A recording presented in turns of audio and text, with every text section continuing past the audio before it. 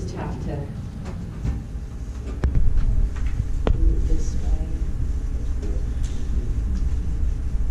So today we're going to be talking about the prevention of Alzheimer's, and most of the time people are like, prevention? How can we do prevention? And I'm going to discuss some of the latest research that is telling us that we can prevent, we can halt, we can slow, and we can improve the symptoms of dementia, and Alzheimer's type is what we're talking about today. Dr. Eisen from UC San Diego is the leader of the Neuroscience Research Center for internationally. And that center has been working for decades to find ways of reversing or curing Alzheimer's. But after $5 billion has been spent, the best that can be done is in 2003. By 2003, they were able to come up with medications. One of them is a cholinesterase inhibitor. And this medication is, maybe many of you would have seen it on commercials. It's called Aricept or Namenda, and there's a new one combo that just came out. So since 2003, we're kind of at a standstill. That was created as a pharmaceutical. They created the tools in which to measure and diagnose Alzheimer's type dementia, but everything's been at a halt. So interesting, Dr. Bredesen from UCLA, he's the leader of the neuroscience program, he presented a presentation on National Public Radio recently to discuss his book called Ending Alzheimer's, The End of Alzheimer's. And he has been criticized because in some of the research he's done, he's used lifestyle management, including diet, exercise, and pharmaceuticals and therapies. That combination, he believes, is changing the face of Alzheimer's. And there's kind of this knee-jerk reaction when people talk about vitamins, minerals, biochemicals in the brain, that, oh, how can that change? How can you use a carrot to change how you're thinking? But he's proving it because their program from UCLA, he has actually, the researchers they're showing, they're reversing the process. They're making people that have not been functional, they're improving their ability to be functional. But he's taken it a step further now. He's saying, well, why don't we prevent this? What's really causing it? So let's talk about what Alzheimer's disease actually is. And so when we look at Alzheimer's, by the time the symptoms actually happen, and you say, oh, grandma is not thinking right, or my mom had an accident and they're saying she's got dementia, by that time you've already got the disease as well on its way. It's considered early to moderate. And that's kind of where the disease has been. It's a very complex disease, and they have had difficulty figuring out how to deal with it. But one thing that we find is when we use MRI imaging on the brain has started shrinking. So that's one of the markers that we use. But by that time, it's kind of too late. We've already got a shrunken brain, right? The other thing is that we find fibrous plaque. So all the research is really run on these amyloid tangles, they call. They're protein plaques that are found in the brain, and they're found we use PET imaging. It's called tau PET imaging that just started within 12 months. It's a new type of really defined imaging that can find early dementia signs in the brain. So, but they haven't been able to figure out how do you reverse these things. They have the medications, but the medications haven't really halted. They slow the disease, help people be independent, but they haven't really reversed these protein tangles that they've found. Well, it's been kind of unclear for most of the research until Dr. Bredesen came along from UCLA and started looking at things.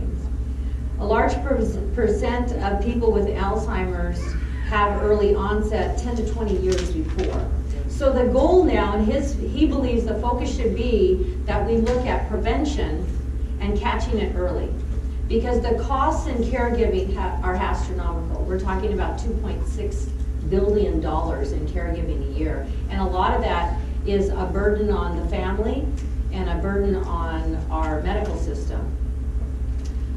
Let's see.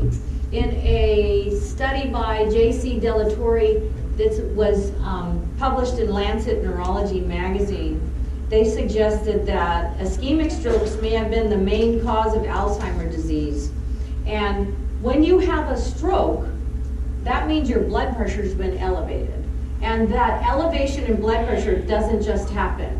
We have a tremendous, tremendous problem with ongoing silent hypertension, we call high blood pressure hypertension, in this country. That's why it's called the silent killer, because you don't have symptoms until your blood pressure, the top number of your blood pressure gets over 180 and you start having a headache or double vision, blurred vision, chest pain, shortness of breath. But by that time, you can have a stroke. So what happens when you have a stroke is just like with a heart attack, you cut blood flow off to vital tissues. And in this case, in your brain, it's tissues that help you think, help you navigate through your day. So their feeling is that it's not so much the tangles and these protein plaques, but that the plaque is a direct relation to vascular disease, or what we call atherosclerotic disease and plaque in the brain. And that particularly the vascular branches in the brain, there's a circle of arteries in the brain that help to perfuse your entire brain, that this is susceptible to the disease. And we know that because in this same, what is called circle of Willis, in this same area is stroke aneurysms occur, and blood clots can get caught in the same area. And all that area drains your cerebrospinal fluid it goes from your brain and it goes down into your spinal area. So in the Journal of Neuroscience in 2013, they felt that this stiffness that we find with atherosclerosis is really probably the bigger problems with degeneration of the brain. That blood-brain barrier within the brain is affected by the atherosclerotic disease, and the pathology to that causes hypoperfusion, which means low blood flow to the brain. So in our body is hundreds of miles of arteries, and that sends blood to vital organs that have oxygen in it. So hypoperfusion is not enough oxygen. Hyperperfusion is a lot of oxygen. So hypoperfusion, they believe, is the culprit, and that has to do with vascular disease. And that pathology can cause brain atrophy. It makes sense, doesn't it? You don't get enough blood flow to your brain. You don't get enough blood flow to your heart. You don't get enough blood flow to your kidneys. Then you start having the tissues start shrinking up. I mean, that's what I see, and it's directly related to vascular disease. So the incidence of, if we look at the incidence of Alzheimer's disease, since 1900, why does it keep going up? I mean, by 2050, they're saying it's 12 million. They're predicting it's just going to go up. This is a great financial burden to our country when we look at this many people with their lives ending with Alzheimer's disease. But the problem is that despite all the research has been done, we still have 5.5 million people, Americans, with Alzheimer's. And that's not counting those that have early conditions that start 10 to 20 years before the disease actually is considered mild to moderate. So the early condition starts as early as 50 years old. And there's a country in South America, I can't remember the name, they have done some exclusive studies in this town, because this town has people that actually have cognitive impairment. Their ability to navigate in their life starts in the early 40s. And so it's like in the family. They're seeing one family member after another family member, and the whole town has really become very disabled by this. So they're going in and doing research with that group. But this is one of the fastest growing diseases in the UK. It's the #1 cause of death, is Alzheimer's. In the United States, is the 3rd one of the third cause of highest deaths in the United States. So when we have, since 2000, we have a reduction of approximately 18% in cardiovascular disease, 49%, excuse me. In Alzheimer's, we're going up by 89%. The incident has gone up. So what has happened? Why, with all this research that we've done and all this money that has gone to research, why haven't we come up with a solution? And Dr. Bredesen from UCLA believes it's this concept of vascular disease and not dealing with the vascular components. That is controlling hypertension. That is managing diabetes. All these components are very, very critical to brain function. And particularly the cerebrum, the cerebellum balance, cerebrum decision-making, frontal lobe emotions, these areas, which are all affected by Alzheimer's, are seen primarily in the early stages. Let's see, 1 out of 10 people age 65 and older, or 10%, have Alzheimer's.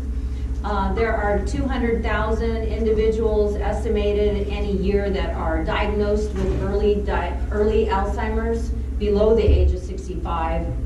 And as I was discussing, $259 billion is spent in caregiver support. Hispanics and African Americans tend to be affected by this, and women, higher than the Caucasian population, which is very interesting. So again, we're talking about vascular components, because in African Americans, we have hypertension and stroke predominantly in that population, and that puts them at greater risk now because of the vascular disease.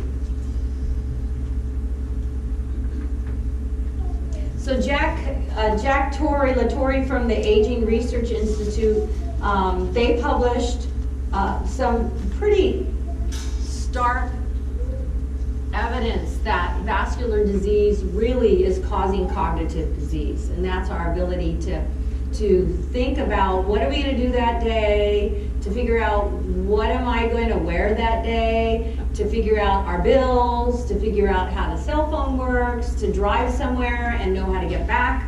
This is all cognitive ways that we get through our life, but their feeling is, again, that their research is showing that it's vascular disease. So this diagram is showing you have vascular disease, hypertension, cardiovascular disease causing stroke. The beta amyloid, those proteins, they believe that there is a component there, that is a component, that then this produces vascular cognitive impairment, dementia, vascular or Alzheimer's, and then neurodegenerative brain lesions also. Again, we're just still, again, focusing on lifestyle. So how do we reduce vascular risk? Well, we have to catch it early. How do we catch vascular disease early? Well, the recommendation is to look at, can we use our diagnostic tools that we have to pick up vascular disease? And some of you may have participated in the ultrasound, carotid ultrasound diagnostics with Dr. Teskey in the past. And we're finding that carotid arteries are a good indicator of the vascular disease that's in the rest of your body. And so that's one marker that can be used. The other one is an echocardiogram, looking at how's your valves in your heart working and how's the heart actually pumping. Now, your heart should pump 65% or more blood out of the left side of your heart, okay? Every time it pumps, it should be pushing blood all the way up through your carotid arteries into your brain and out to the rest of the body. But if you have carotid disease, if your pump's not working well, that is going to be less perfusion. High blood pressure, less perfusion, year after year, less perfusion, and you don't know it until that brain just slowly starts shrinking and you end up with the disease. Let's see, hypoperfusion then, again, is what we're looking for. So also ankle brachial indexes, these are all simple tools in your doctor's office that they can order. Very, very simple tools. But we look at also what are the chemical markers that we can look at in lab work. So vitamin D, zinc, and copper. What's your fasting blood sugar? These are all markers of how you're doing with your health, your general health. And these should be part of a preventive exam starting at 45 years old, because we want to catch it again early. If you have a family history of dementia, you definitely want to stay on top of this. Now, I have on my dad's side of the family, I have an uncle that had dementia that died a few years ago of dementia. And it wasn't caught late. It was like, he was 80 and he was driving out to the ranch in Texas, and somebody found him on our ranch. He'd been there for 2 days. He didn't know how to get home. So that was too late, right? That was too late, way too late. But what happens is it's very difficult to deal with people because they think they're fine. So everybody left him alone, and when that happened, then my aunt ended up taking him, moving in with him, and she took care of him until the end of his life ended. Now, on my mom's side of the family, my mom has early dementia. And so it's really important to me to make sure that my family and my kids particularly, that they stay as healthy as possible in order for us to prevent that from happening. But on the other side, we have people living to be 105 in our family that live very well, cognitively intact all the way till the end of their life. And so that is all. You can do an epidemiological study on our family and see those people that live the longest with their full cognitive intactness all were vegetarians. And they all were very plant-based, lean body mass, exercised every day. They walked. My grandmothers both at 100, still, there was my grandmother with her cane. Click, click, click. My uncle said the joke crazy. Click, click, click, click, click, click, click, click. Every day, 2 miles. Click, click, click on the patio. Click, click. That her job was to take care of herself. That was her job. So that's what she did every day.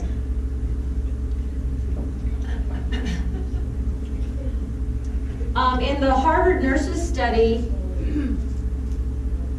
that was in the 70s. In the 70s, Harvard nurses study, that was all registered nurses that were in this study. They were looking at heart disease, but at that time, the Harvard University results, they were talking about that being overweight kills primarily by promoting heart disease, high blood pressure, stroke, cancer, obesity, increases the risk of diabetes in adults by 10 times, and contributes heavily to chronic disease and disability. Chronic and disease and disability now is transferred into dementia and Alzheimer's disease. Okay, so all these things here are causing those problems.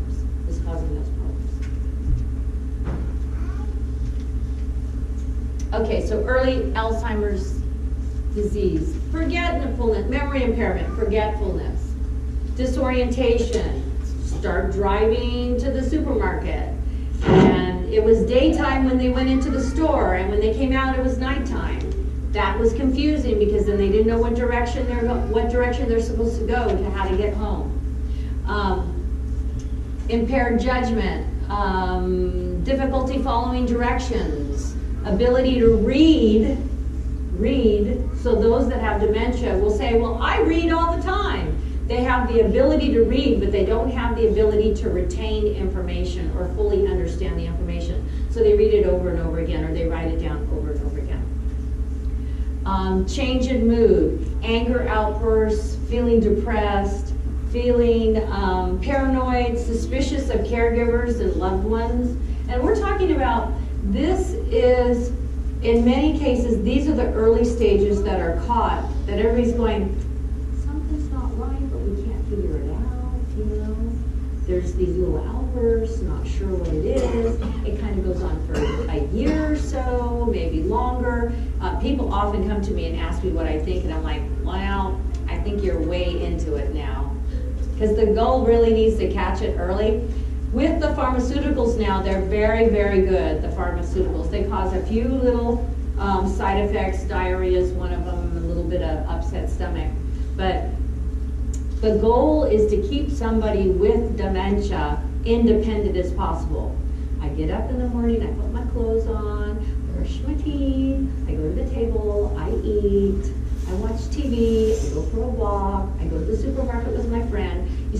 That's the goal, because the alternative is rest home. If you can't take care of them at home, because if the more difficult the person gets, the more difficult it is for families. And my generation are the ones that are having the burden of taking care of family parents now that have dementia. In particular, that generation didn't have to deal with cognitive impairment as our generation is having to deal with, because we have decades of poor diet that have poured into the population as they aged. Difficulty completing tasks. So difficulty getting into the shower, just doesn't feel like getting into the shower. Social withdrawal, decides they're going to go to a party and last minute says, no, I don't want to go. Difficulty completing sentences, can't remember names or objects of people or things that they are very familiar with in their past. So high-risk conditions and diseases. This is it, okay? I did a presentation in the past, last year, on chronic diseases and end-stage diseases. And it's the same diseases that cause dementia. I mean, it's the same thing. And the solution is the same answer. It's all lifestyle. It has to be lifestyle. UC Irvine did a study, it was in the 90s. They did this kind of landmark study that everybody was like, hooey diet, what do you think? What are you wasting that money? But somehow they got the money to run the study. And they ran it on people that were told, you have heart disease so bad you need open heart surgery. So they told people, this is your alternative. You go have open heart surgery, or you don't, and you go on a plant-based diet. So what they did was, they took those people that went on a plant-based diet, and after they went on a plant-based diet, 30 days, they went in and did a cardiac catheterization to look at the diameter of the arteries, and there was a reduction by 0.033%, which to you is like, well, that doesn't sound like very much, but it's significant. When you're looking at tiny arteries like that, it was significant in 30 days. That means we can reverse heart disease. They were all on board, and I think that was the inception. You start seeing more research studies that look at lifestyle and diet after that, when you're looking at vascular disease in general, and not till mid-2000s do you start seeing more research related to Alzheimer's and how diet can affect that. They're got this direct correlation, but the scientists are still like, I don't know, how can improving, what you eat and, how many beans that you eat, how does that really affect it? There's always going to be skeptics. Okay, so why is it that we can't eat junk food? The reason for that is it burns dirty in our body. So when you have foods that burn dirty, it produces the inflammatory process in all your arteries that make atherosclerotic disease, and these plaques are developed. And I'm not saying don't ever eat anything fun, okay, but I'm saying it cannot be the regular. People's palates are so perverted nowadays. I mentioned to a guy yesterday that has diabetes, I told him, we've got to get more fiber in your diet to regulate your blood sugar, because you're going to have to go on insulin next. It's like, what are you talking about? And I said, well, let's talk about beans. I don't like beans. And I said, well, let's talk about whole brown rice. I like brown rice. I mean, it was just like a child. It's like adults are like children. Like, I don't like that. Oh, don't make me eat that. That's scary. Why would we be scared to eat healthy food? We have children that are scared to eat healthy food. So the palate can be trained. So when a child when we first start feeding them, everybody remember when you started feeding your baby? Did they go, that was great? No, they went, right? They did that over and over again until 3 days later they went, right? Okay, so it's the same thing. And our dear Sister White, she wrote that if you eat something, you pray and you ask the Lord, if it's healthy, and you pray and ask the Lord to help you learn how to eat it, that the Lord will, in 14 days, help you eat that food, because He wants you to be healthy. So meat is a big culprit. Meat has no fiber. It burns dirty, dirty, dirty, dirty. I don't care what kind of meat it is. It's dirty, okay? It's byproducts of that land in your arteries and in your liver. And the fat just sticks to your intestine all the way along. Increase in carbohydrate is a temporary fix for the feeling of well-being. So that's why people like to eat carbohydrates. They like French fries.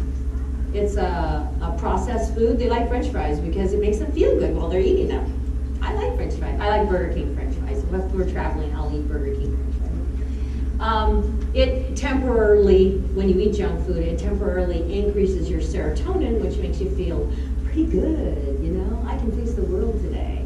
But then you come down from that, and then you're not feeling so good. Reduced B12 and folate, again, very important to frontal lobe function and how your brain works. Decreases mental clarity, reduces personal control. Particularly, it's so interesting, caffeine is so interesting. If people could, I wish I could just video people on caffeine, off caffeine. On caffeine, off caffeine. It's so amazing. It's so interesting, you know? And why do I say that? Because I have family members that, on caffeine, off caffeine. And I'm so thankful I never use caffeine and my children never use caffeine because it's just a roller coaster ride. The brain just is getting a hit.